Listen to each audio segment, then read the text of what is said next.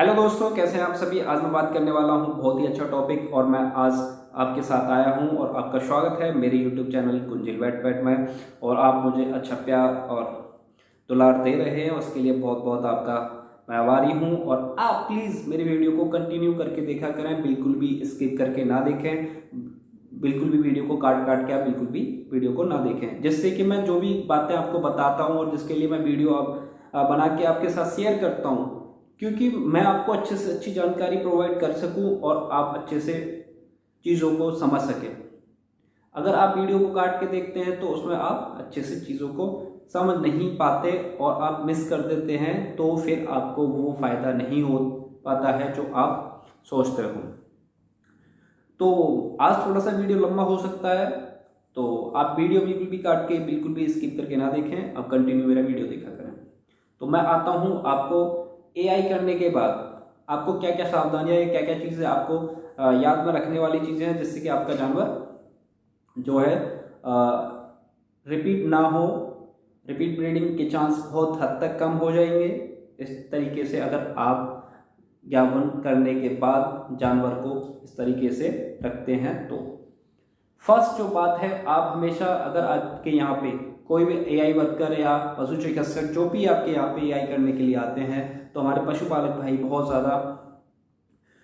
दिक्कत ये होता है कि कई बार हमने देखा है, मैं बहुत ज़्यादा फेस करता हूँ ऐसी चीज़ों को, और तो मैं देखता हूँ जो मैं आपके साथ शेयर कर रहा हूँ। तो मैंने देखा है कई बार पशुपालक भाई कई बार ऐसे ही खूंटे पे बंधा रहता है, तो बोलते हैं कि सर आप यहीं कर दो, और अगर वहाँ पे करने लग जाते हैं तो पशु ज़्यादा इधर उधर भागता है, और भागता है तो बहुत ज़्यादा इरिटेट होके और परेशान होके वो जो है बहुत ज़्यादा उसमें नेगेटिव एनर्जी या फिर वो बहुत ज़्यादा परेशान हो जाता है, और जिसकी वजह से पशु कंसीव नहीं कर पाता है। फिर उसके बाद आता है, आप कभी भी अगर एआई कराते हैं, पहले अच्छे से होल्ड कीजिए, होल्ड करने के बाद उसे बांधिए, और कम से कम आप ये श्योर कीजिए कि आप फर्स्ट टाइम पे ही उसे एआई कर दें, या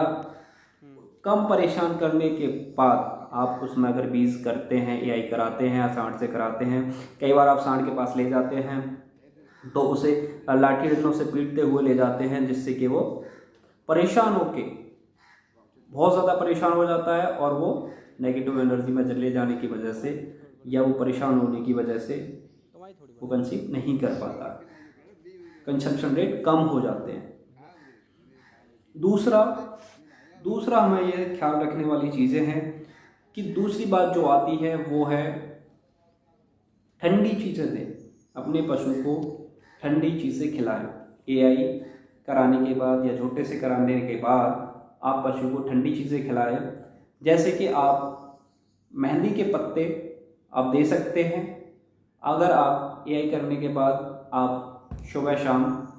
250 ग्राम मेहंदी के पत्ते अगर आपके पास अवेलेबल हैं तो 250 ग्राम करके आप मेहंदी के पत्ते दे सकते हैं। उसके बाद अगर मुल्तानी मिट्टी अगर आपके पास है, जो हमारे गाँव में बहनें लगाती हैं सिर में या फिर चेहरे वेहरे पे लगाती हैं, मैं उस मुल्तानी मिट्टी की बात कर रहा हूँ, आपने बहुत इजीली मिल जाती है, वो भी 200 से 250 ग्राम सुबह शाम आप मुल्तानी मिट्टी भी दे सकते हैं। उसके बाद अगर आपके पास जौ का चून हो, जौ का चून भी हम एआई करने के बाद दे देते हैं। जौ का चून भी ठंडा होता है और उसको भी हम इजीली हमारे घरों में मिल जाता है, और उसे एआई कराने के बाद हमें उसे ठंडी चीज़ें खिलानी चाहिए। उसके बाद एक गोंद कतीरा आता है, वो बहुत मार्केट में मिलता है, आप 50 ग्राम लेके आएँ उसे, और 50 ग्राम उसे दें, और वो थोड़ा सा भिगोने से बहुत ज़्यादा फूल के हो जाता है ज़्यादा, तो उसे आप 50 ग्राम ही उसे एआई करने के बाद या झोटे से कराने के बाद उसे आप 50 ग्राम उसे जो है गोंद कतीरा खिलाएं। उसके बाद आपको गर्म चीज़ें, जितनी भी गर्म चीज़ें हैं वो आपको बंद कर देनी चाहिए बिल्कुल भी, क्योंकि हमें कई बार क्या होता है कि हम जानवर को मेथी, ये सरसों, ये सारी चीज़ें, गुड़, और जो है हम ये सारी चीज़ें देते रहते हैं कंटिन्यू, बाजरा, ये बहुत सारी, क्योंकि हमारा प्रेग्नेंट पशु हो जाता है उसके बाद भी हम ये चालू रखते हैं। तो हमें बाजरा बिल्कुल एआई करने के बाद या आपको बीज रखने के बाद, आर्टिफिशियल इंसेमिनेशन कराने के बाद गर्म चीज़ें सारी बंद कर देनी चाहिए, जिससे कि हमारा जानवर को कंसीव करने में बहुत आसानी होगी। ज़्यादातर जानवर कंसीव कर जाएगा। अगर आप एआई के बाद अगर आप गर्म चीज़ें, इंसेमिनेट के बाद अगर आप गर्म चीज़ें चलाएंगे तो आपको जानवर बहुत कम हद तक कंसीव नहीं करेगा। तो मैं वही बातें आपको बताने वाला हूँ कि आपने जाना कि एआई करने के बाद ये सारी चीज़ें नहीं करनी है। आती है जो सबसे किसान भाइयों का क्वेश्चन जो रहता है कि हमें कितने टाइम तक एआई करने के बाद या सीमन करने के बाद या झोटे से सर्विस करने के बाद, वेटिंग कराने के बाद कितने टाइम तक इसे हमें खड़ा रखना चाहिए। तो हमें बस याद रखना चाहिए कि एआई करने के बाद हमें जानवर को कम से कम 30 मिनट से लेके 45 मिनट या 45 मिनट से ऑलमोस्ट आप 1 घंटा भी कर सकते हैं, पर 1 घंटे से ज़्यादा आप उसे खड़ा न रहने दें। जिससे कि कई बार मैंने देखा है, अगर पशुपालक भाई बोलते हैं एआई करने के बाद, जब हम बताते हैं उन्हें कि आप 45 मिनट तक आप इसे बैठने ना दें। 45 मिनट का भी रीज़न है, जिससे कि मैं आपको बताऊंगा क्यों 45 मिनट नहीं बैठना चाहिए। कई बार होता है जानवर में कि अगर डिस्चार्ज होता है, कई बार तो लोग एआई करने आते हैं तभी ज़्यादातर है उसे हॉर्न से हाथ डाल के सारा जो है डिस्चार्ज जो लिक्विड होता है वो सारा निकाल देते हैं। कई बार किसी गाय में आपने देखा होगा बहुत ज़्यादा लिक्विड डिस्चार्ज फेंकती हैं। तो उस स्थिति में होता क्या है कि ये देखा गया है, हो सकता है कि जानवर कई बार जब ज़्यादा डिस्चार्ज होता है, अगर बैठ जाता है, तो वो कई बार जानवर डिस्चार्ज के थ्रू जो हम सीमन इंजेक्ट करते हैं वो चांस बन सकते हैं उसे बाहर लाने के। तो हमें बैठने से अवॉइड करना चाहिए जानवर को, थोड़ा सा इससे हमें फ़ायदा मिल सकता है। मैं ये नहीं कह रहा कि उसके साथ आ सकता है, हम इसे बचा के रख सकते हैं और ये हम एक तरह से फ़ायदा इस तरीके से हम ले सकते हैं। तो हमें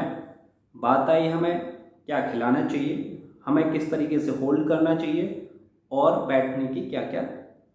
दिक्कतें हैं जिससे कि हमारे कंसीव जानवर अच्छे से कर ले। तो मैंने आपको बताया कि इन चीज़ों पे अगर आप ध्यान रखेंगे तो आपको बहुत अच्छा रिजल्ट मिलने वाला है, जो कि आपने टाइटल और थंबनेल में देख ही चुके हो। तो आई होप आपको मेरा वीडियो अच्छा लगा होगा। अगर आपको अच्छा लगता है तो प्लीज़ मेरे वीडियो को लाइक एंड कमेंट करें और प्लीज़ आप सब्सक्राइब ज़रूर किया करें। सब्सक्राइब करते हैं तो हमें मोटिवेशन मिलता है,